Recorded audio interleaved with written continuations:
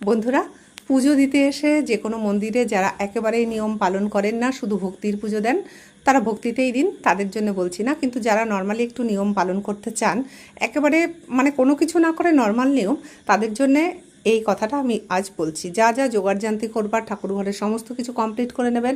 আসন পেতে নেবেন, গঙ্গার জল নেবেন একটা কুশাকুশিতে কিংবা একটা তামার বাটিতে বা কাঁসার বাটিতে, দিয়ে আপনি এই মন্ত্রটা বলবেন। নম পবিত্র অপবিত্র বা সর্বাবস্থা গত হবিপা যৎসারে পুণ্ডরীকক্ষ অভ্যন্তর সূচি নমসূচি নমসূচি নমসূচি বলে ওই জলটা একটু নিজের গায়ে, মাথায়, আসনে ছিটিয়ে দেবেন, ঠাকুরদের দিকে ছিটিয়ে দেবেন।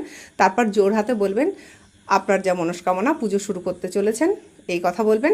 তারপরে যে দেবদেবীকে পুজো করেন সেই দেবদেবীকে পুজো করবেন, আরতি করবেন এবং শেষে এই মন্ত্রটা প্রণামের জন্য বলবেন। তো আমি কালীর মন্ত্র বলছি এখন। এই মন্ত্রটা অবশ্য কালীর সবাই বলতে পারে। জয়ন্তী মঙ্গলা কালী ভদ্রা কালী কপালিনী দুর্গা ক্ষমা শিবা ধাত্রী সোহা সহায়দা নমস্তুতে। ওং ক্রিং মহাকালিকায় নমঃ।